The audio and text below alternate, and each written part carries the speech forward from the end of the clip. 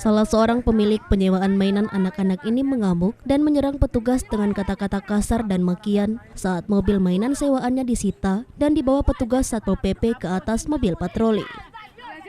Ibu ini tak terima ditertibkan oleh petugas Satpol PP saat berjualan di atas badan jalan di pinggir kawasan wisata Pantai Cimpago, Kelurahan Purus, Kecamatan Padang Barat, Kota Padang. PKL ini menolak ditertibkan dengan alasan tidak ada pemasukan usai pandemi melanda usahanya sebagai penyewaan mainan anak-anak yang berimbas terhadap sepinya kunjungan di lokasi wisata. Namun di saat pandemi usai dan pengunjung wisata mulai ramai, ia pun dilarang berjualan dan digusur petugas Satpol PP. Sebelumnya penertiban PKL di kawasan wisata ini sudah diberitahukan dan disosialisasikan oleh petugas Satpol PP agar tidak menggunakan fasilitas umum untuk berjualan dan berusaha karena mengganggu ketertiban umum dan pengunjung lokasi wisata. Namun hal tersebut tidak diindahkan oleh sejumlah PKL sehingga terjadi cekcok.